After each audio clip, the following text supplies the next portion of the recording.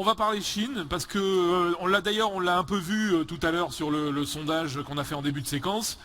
Vous considérez la Chine comme étant un territoire international sur lequel la France, ou en tout cas l'expertise événementielle française, peut avoir un rôle à jouer. Donc je pense que c'est intéressant d'écouter deux retours d'expérience sur la Chine, et encore des retours d'expérience à succès, qui nous permet d'envisager, encore une fois, alors bien évidemment c'est des grandes boîtes, mais je pense que chacun d'entre nous, on a un rôle à jouer en Chine. Pour apporter ce témoignage-là, pour apporter ce retour d'expérience, donc j'appelle Philippe Pasquet. Philippe Pasquet, il est directeur général de GL Events Exhibition. Philippe, installez-vous. Bienvenue. Et Nicolas Transo, DG du CIAL, directeur général du CIAL comme Exposium. Installez-vous.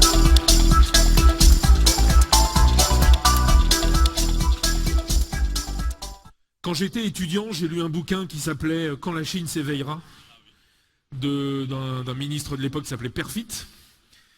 Et je l'ai refeuilleté en préparant cette table ronde, et je me suis rendu compte à quel point, le bouquin a été écrit en 76, je crois, à quel point ce gars-là avait été totalement visionnaire sur le marché chinois, sur la nécessité pour nos économies d'aller retrouver des relais de croissance en Chine. Et donc je vous invite à le relire, c'est un énorme bouquin mais qui était assez passionnant. À la même époque, Hélène Carrère d'Ancos avait écrit un grand bouquin du même ordre. Et ben voilà, donc certainement aussi passionnant. Philippe Pasquet, on va commencer par vous. GL Events Exhibitions, je ne sais pas comment on le dit à l'anglaise. En anglais. Oui, c'est vrai, c'est pas faux. C'est pas faux. Bonne remarque. C'est la fin de journée. Non, mais tout va bien. Excusez-moi. Alors, est-ce que vous pouvez nous faire une rapide présentation de ce département de GL Events et puis de nous dire aussi ce que peut représenter aussi l'international chez GL aujourd'hui? Alors je vais commencer par la deuxième question. Oui. L'international chez GL, l'année dernière c'était moitié-moitié. Ça varie beaucoup en fonction des jumbo events que l'on a ou que l'on a moins suivant les années, même si aujourd'hui ça devient plus récurrent. Donc ce sera beaucoup plus que 50% cette année. Et effectivement, par notamment le sujet qui nous occupe maintenant, on va être structurellement, majoritairement international chez GL Events. Comment GL Events est arrivé en Chine? Qu'est-ce qui fait qu'à un moment donné, vous vous dites, c'est là qu'il faut être? En fait, c'est pas une découverte. On est à Hong Kong depuis longtemps avec une activité de service. On est arrivé en Chine, comme souvent d'ailleurs, quand on attaque de nouveaux marchés, à l'occasion d'événements particuliers. Donc là, il y a une dizaine d'années, l'exposition, un peu plus de 10 ans maintenant, l'exposition universelle à Shanghai, puis les Jeux Olympiques à Pékin, qui nous a donné l'occasion de mettre un pied sur la Chine. Pendant longtemps, l'activité est restée peu importante. On a mis l'accent, nos priorités sur d'autres zones du monde, et même si on va dire que GL est une grande petite société ou un petit groupe, mais en tout cas même à 1 milliard d'euros de chiffre d'affaires, on doit faire des choix, et donc on était sur d'autres destinations. La Chine, bon, il y a des éléments structurels d'intérêt, mais il y a aussi à un moment les hommes qu'il faut pour attaquer le marché, et on y reviendra peut-être, c'est un élément essentiel. Voilà, justement, qu'est-ce qui fait que vous accélérez actuellement en Chine? Vous avez trouvé les hommes qu'il faut, vous avez trouvé les structures qu'il faut? Disons on va dire que c'est la conjonction d'un certain nombre d'éléments. On avait un peu fini notre travail sur d'autres destinations, je pense notamment au Brésil, où nous restons aujourd'hui, après une période d'investissement très forte liée à des événements particuliers, une série d'événements particuliers. Nous sommes maintenant on va dire dans du commerce événementiel plus courant, même s'il reste important, et que dans les nouvelles frontières, entre guillemets, il y a le potentiel structurel de la Chine, on pourra y revenir, et puis le fait que nous avons trouvé les hommes idoines, et ça a été un élément absolument déterminant. pour attaquer de façon beaucoup plus sérieuse et accélérer ce grand marché. Est-ce que rapidement on peut savoir ce que GL fait en Chine? Enfin, Alors en Chine, on développe le business model traditionnel du groupe, c'est-à-dire que nous sommes d'ores et déjà présents sur nos 3 métiers. Nous sommes présents, nous avons signé il y a 1 an et demi une joint venture avec un partenaire public, société d'État à Guangzhou pour la gestion du Palais des Congrès, du futur Palais des Congrès qui est en cours de construction, qui va ouvrir l'année prochaine à Guangzhou. Nous avons racheté une société dans le domaine du service à Shenzhen et c'est effectivement dans le domaine des salons que nous avons été le plus rapidement possible aujourd'hui, puisque nous avons racheté 3 sociétés d'organisation de salons de façon récente, puisque la première signature est intervenue en mars dernier et la dernière il y a 15 jours. Une société dans le secteur de l'organisation de salons pour le second œuvre du bâtiment, la décoration, qui est basée à Pékin. Une société dans le domaine des salons de mode à Shenzhen et une société dans le domaine de l'organisation de salons de vin à Guangzhou. Comment vous faites vos choix? Qu'est-ce qui dirige? Enfin, la Chine, c'est immense, il y a une offre pléthorique, j'imagine, hein, à la fois... J'ai cru comprendre qu'il y avait une centaine de parcs expo en construction. Oui, il y a plus d'annonces que de construction quand même. Ah, d'accord, d'accord. Il s'en construira peut-être 100, mais ils sont pas tous, les 100 ne sont pas en construction. D'accord. Ceci étant dit, Oui, va être inauguré dans les semaines qui viennent un parc d'exposition à Shenzhen de 500 000 m² qui en fera le plus grand parc d'exposition du monde. Oui, donc voilà, il y a une immensité Oui, d'offres. on est dans le sujet, Voilà. Comment vous faites vos choix? Parce que bien évidemment, il y a des arbitrages, il y a des... Comment vous faites vos choix? Alors sans vouloir dévoiler aussi votre stratégie, je comprends que ça puisse être... qu'il y ait un certain nombre d'éléments que vous vouliez conserver, je le comprends tout à fait, mais à un moment donné, face à cette immensité du territoire et de l'offre, comment on choisit ses cibles? Le terrain est bien labouré, il n'a échappé à personne qui observe ça, qu'on n'est pas les premiers à aller en Chine. Une spécificité, c'est peut-être qu'on l'a fait très vite. On nous attendait peut-être pas à ce niveau et aussi vite sur cette destination, mais les grands opérateurs pure players des salons que sont les messieurs allemandes ou les groupes britanniques sont déjà à peu près tous présents et bien présents en Chine. Donc il y a clairement beaucoup d'opportunisme, d'opportunisme dans le bon sens du terme, c'est-à-dire qu'on identifie des opportunités et on les évalue et on avance là-dessus. Maintenant, on est évidemment, c'est pas n'importe quoi non plus, c'est évident que quand on parle du salon de mode à Shenzhen, c'est un métier qui est une des verticales stratégique du groupe. Quand on parle de Interwine à Guangzhou, c'est aussi une verticale importante pour le groupe. Vous parliez tout à l'heure, vous dites on est en Chine parce qu'on a trouvé les hommes. Est-ce qu'on peut en savoir un peu plus sur les types de profils? Est-ce que ce sont des Français qui ont une double culture et qui vous permettent à un moment donné d'aller plus vite dans le labourage que vous disiez de la Chine, ou est-ce que ce sont des locaux qui à un moment donné en qui vous avez toute confiance et qui à un moment donné vous sentez qu'il y a une adéquation de vision stratégique entre GL Events et les sociétés rachetées? Quel type de profil? C'est sans aucun doute la deuxième option. Alors en général le groupe est présent dans plus de 25 pays, mais je crois qu'on doit avoir 2 expatriés en tout et pour tout. Donc on a l'habitude de travailler sur les pays où nous sommes avec des dirigeants, des cadres locaux. C'est encore plus nécessaire en Chine. Donc ce sont clairement des Chinois, mais qui ont aussi une expérience de collaboration avec des groupes internationaux.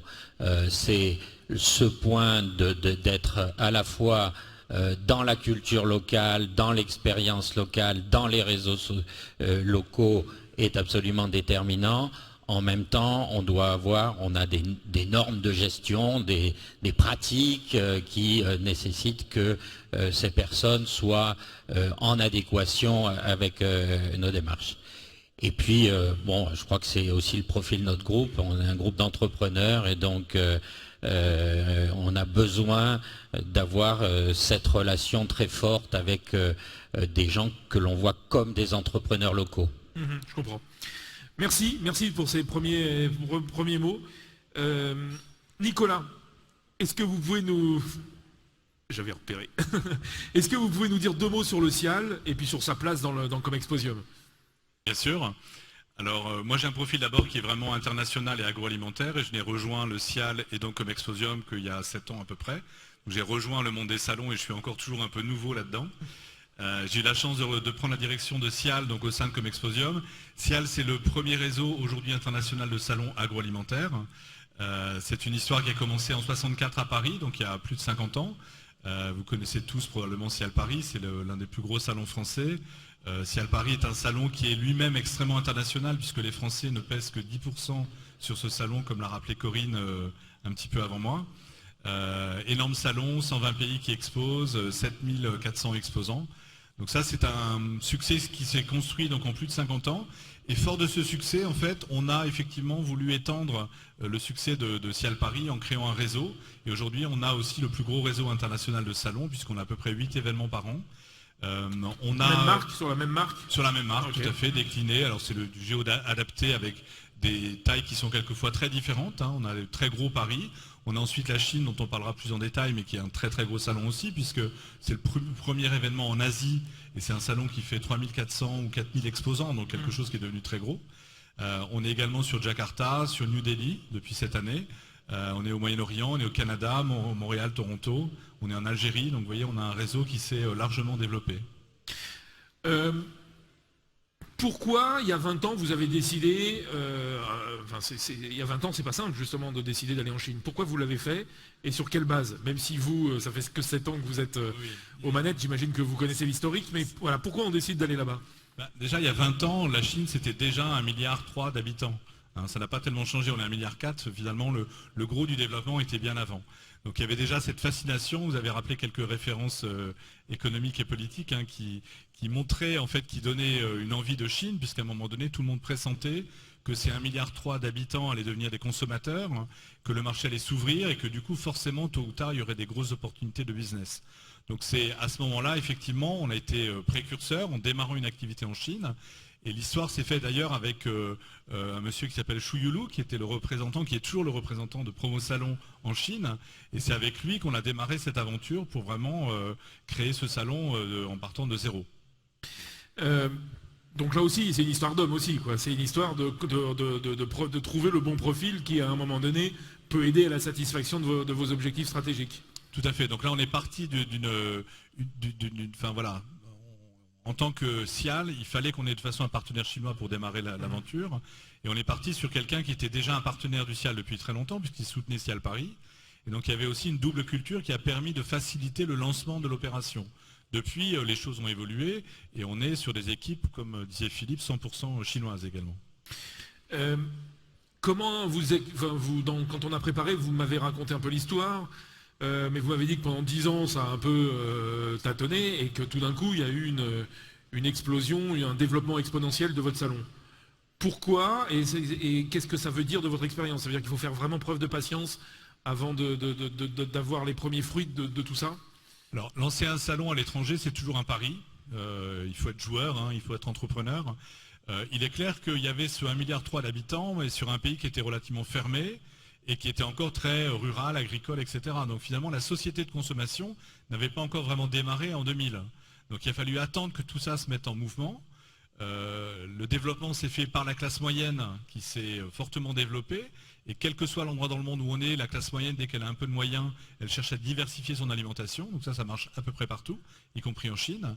On a aussi eu face donc, à cette demande consommateur, finalement, une structuration du marché, à la fois au niveau de la chaîne du froid, mais aussi au niveau de la distribution, qui a permis de passer d'un modèle essentiellement dit de distribution traditionnelle, donc très fragmenté, vers un niveau un peu plus structuré, qui permet de mieux faire face aux aux relations importation-exportation quelque part. Donc ça, cumulé avec effectivement une ouverture du marché, une ouverture politique du marché chinois pour promouvoir les importations et les exportations, la conjonction de tout ça fait qu'au bout de 10 ans, effectivement, la consommation a pu commencer à s'envoler. Ça veut dire que vous l'avez senti 10 ans avant, c'est-à-dire qu'à un moment donné, vous avez fait le pari de dire Tout à fait. on annonce un développement de cette classe moyenne et de la consommation qui va avec. Voilà. Et donc on fait le pari d'y être. Tout à fait. Ouais, okay, on a fait ce pari. Alors il faut aussi savoir que c'est un investissement dans la durée, donc ça veut dire qu'il ne faut pas s'attendre à avoir des résultats immédiatement. C'est stratégique, c'est du moyen terme. Il faut accepter dans un premier temps de éventuellement pas gagner d'argent ou d'en gagner très peu. Donc se projeter dans l'avenir. Et c'est avec cette persévérance-là qu'on arrive à faire quelque chose. En ce moment, on fait le même pari sur l'Inde. On a démarré en Inde. La moitié des gens vont dire qu'on est fou d'être en Inde aujourd'hui. Ils ont sans doute raison, mais peut-être que ce sera le Cial Chine dans 20 ans. Et si on peut avoir un salon de 4000 exposants dans 20 ans en Inde, on aura gagné. Je comprends. Est-ce que le développement chinois s'est fait au détriment de celui de Paris? Est-ce qu'il y a eu, c'est un peu la question qu'on se posait tout à l'heure, est-ce qu'il y a eu cannibalisation entre votre expansion en Chine et le développement de votre salon mère, si je puis dire, à Paris? Alors, je vais répondre comme les autres, pas du tout. Au contraire, parce que Cial Paris a continué à se développer fortement. Et on continue encore, malgré la taille, à être sur un niveau de croissance assez important de l'ordre de 5, 6, 7 000 m² par an. Donc on est sur des grosses croissances. Et en fait, au contraire, le fait de développer un réseau international renforce la notoriété et la légitimité de la marque. Et finalement, renforce l'événement mère. Donc sur Paris, on est à saturation et on est au contraire dans des processus de liste d'attente, etc. Et ça s'est construit avec Cial Chine et tous les autres du réseau, évidemment. Est-ce que vous avez aussi des interconnexions? C'est-à-dire, est-ce qu'aujourd'hui, l'événement chinois et son développement vous ont permis d'enrichir l'offre parisienne avec de nouveaux acteurs chinois et à l'inverse, d'emmener peut-être des exposants français sur le Cial Chine? Est-ce qu'il y a eu cet échange de bons procédés, si je puis dire, entre deux salons et deux stratégies? Oui, alors de toute façon, c'est complètement la même maison, les mêmes salons, les mêmes équipes qui travaillent dessus. Donc il n'y a pas de concurrence entre les événements. Il se trouve que Cial Chine est un événement annuel, Paris c'est tous les 2 ans. Donc on a effectivement le développement de la Chine a permis de ramener sur Paris davantage d'exposants chinois. Et à contrario, la notoriété et la force de Cial Paris a permis de se développer d'autant plus rapidement sur ces marchés. J'ai une question concernant ce développement que vous avez exercé sur la Chine, entre la croissance externe et l'implantation que vous avez appuyée pour le Cial. Pour les novices de ce marché-là, et quels sont les 2 codes à retenir dans les cultures des relations business à avoir avec ce pays-là? Parce que la Chine, ça paraît loin, hein. Pourtant, ça marche. Voilà. Alors pour aller plus loin, c'est comment on travaille avec les Chinois, voilà, quoi, c'est voilà, ça? C'est aussi simple que ça, ouais. Enfin, plutôt dans notre secteur d'activité. Voilà, il y a peut-être des codes différents, mais voilà, c'est... Je ne me sens pas capable de dire des choses très savantes là-dessus, simplement sur l'expérience qu'on a, qui est récente, mais assez, on va dire accélérée. Le salon a une chance formidable en Chine, parce que les relations de business en Chine sont d'abord des relations humaines. D'ailleurs, quand on fait des acquisitions, il faut d'abord, il y a d'abord, avant la négociation, il faut dîner ensemble et boire ensemble. C'est de temps en temps un peu fatigant, hein, mais... c'est un témoignage. C'est un témoignage. Donc, je pense que du coup, c'est un outil qui leur va bien. Et je pense que c'est un élément absolument clé de la relation et un élément de chance pour le métier que nous faisons. Cette relation est vraiment primordiale et c'est une relation où c'est physique presque, il faut se toucher. Donc, si on trouve cette clé, il y a toujours la barrière de la langue, on a toujours besoin d'être... avec des gens qui sont quelque part au milieu, mais la qualité de la relation est absolument essentielle. Nicolas, est-ce que dans les clés de compréhension de la culture chinoise, il y a des choses que vous retenez? Alors, je pense qu'il y a des règles qui sont internationales. C'est la première chose, c'est quand on débarque dans un nouveau pays, il faut accepter de jouer avec les règles du pays. Donc pas arriver avec nos règles à nous parce que ça ne va pas marcher dans leur pays. Donc il y a quelques règles, moi, que je comprends sur la Chine. La première, c'est effectivement le côté interpersonnel de la relation. Donc il faut d'abord créer cette relation de confiance. Et pour ça, il faut accepter de rentrer sur un terrain assez personnel finalement.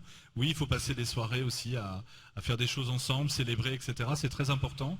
Il faut accepter aussi tout simplement de s'adapter à leur mode de communication. Par exemple, des longs PowerPoint dans tous les sens, c'est pas ça. Des WeChat rapides, c'est ce qu'il faut. Donc c'est un exemple idiot, mais qui permet de montrer qu'il faut à un moment donné s'adapter pour rentrer dans la relation personnelle, qui mélange aussi un petit peu le perso et le pro dans ces pays-là.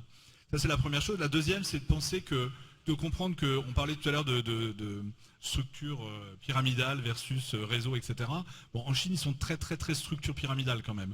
Donc à un moment donné, vouloir travailler trop en transversal avec les équipes, etc., ça ne marche pas. Donc qu'on le veuille ou non, il faut rentrer dans, voilà, le patron c'est le patron, et on va parler avec le patron parce que parler en dessous, ça ne va pas marcher. Donc ça, c'est quelque chose aussi qu'il faut prendre en compte. Et il faut aussi accepter de se mettre, nous, dans une posture de patron aussi. C'est-à-dire qu'on est dans un mode plus collaboratif, coopératif en France, certainement. Mais quand on est dans une relation en Chine, on doit être dans une relation qui est vraiment aussi une relation statutaire et quelque part très hiérarchique. Le troisième point qui me paraît important sur la Chine, c'est le fait de comprendre qu'il faut piloter par objectif. On a tendance, quand on regarde la manière dont on fonctionne en France ou en Europe, à vouloir avoir toujours une stratégie, des objectifs, des plans d'action, des KPI dans tous les sens, etc. Il n'y a rien de plus exaspérant pour des Chinois que d'avoir cette approche-là. Et il n'y a rien de plus stressant pour nous de ne pas avoir cette approche-là.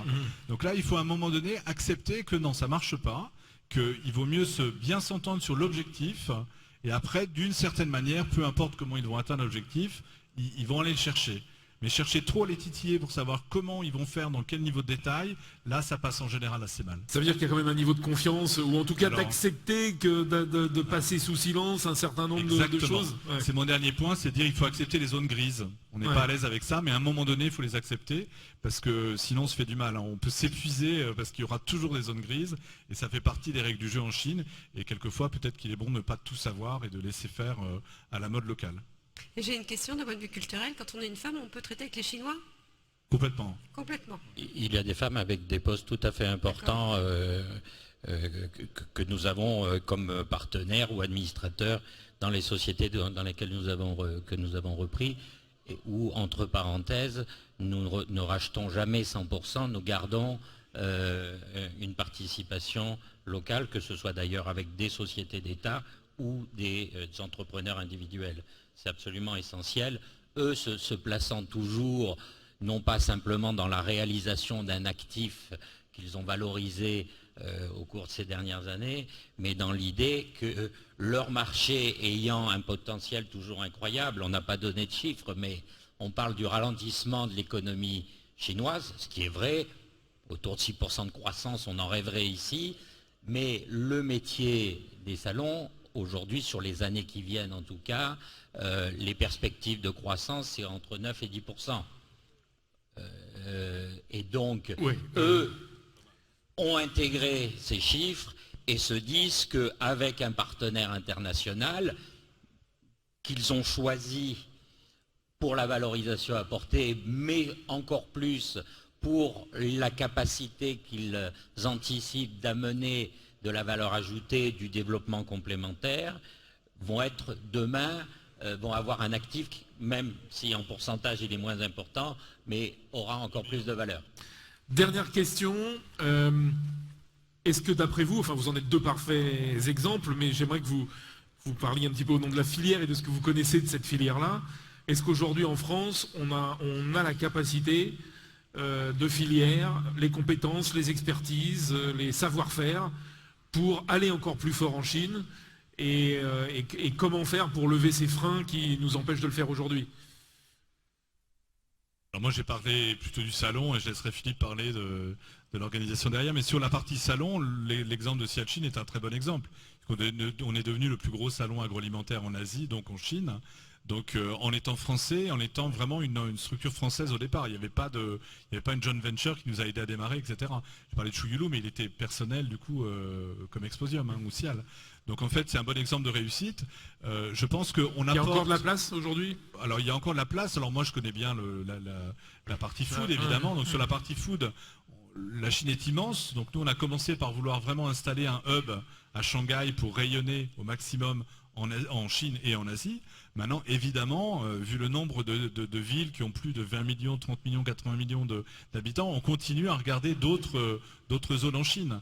Je pense que ce qui fait la valeur, je rejoins tout à fait Philippe, c'est notre capacité à apporter de l'international sur un événement, fait qu'on passe complètement d'une logique de prix, de mètres carrés, qui sont souvent très bas en Chine, à une logique de valeur. Donc c'est pour ça que c'est très important et qu'un Ciel Chine est très reconnu, c'est parce qu'il a réussi à apporter quasiment 40-50% d'exposants internationaux, et c'est ça qui fait la valeur de l'événement. Donc ça, c'est possible.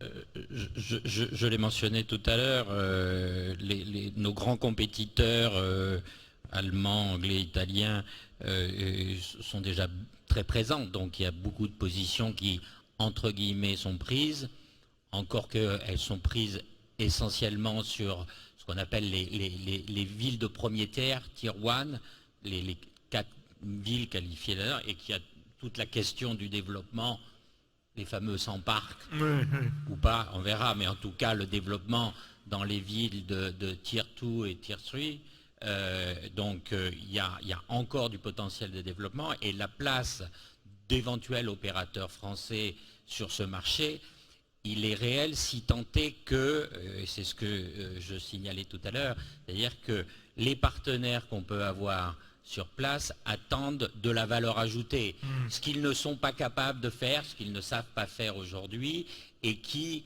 dans leur esprit, va les aider à aller plus loin. Donc, et là, c'est pas une question de taille de groupe, c'est pas le même sujet qu'un investissement éventuellement d'un fonds, c'est la question de dire je reconnais chez vous une capacité, un savoir-faire dans tel et tel domaine qui va permettre de faire que mon histoire que moi j'ai emmenée là, on va l'emmener ensemble. Jusque-là. Et ça, c'est, à mon avis, c'est là où il y a des chances, y compris pour des structures qui ne seraient pas immenses, mais qui ont un véritable savoir-faire dans un domaine particulier. Et on est encore dans l'exception, dans l'excellence et dans l'exception française qu'on évoquait tout à l'heure. Merci beaucoup, messieurs, de ce retour d'expérience chinois et de vos explications très claires sur la culture chinoise et la manière de faire du business avec eux. On peut les applaudir.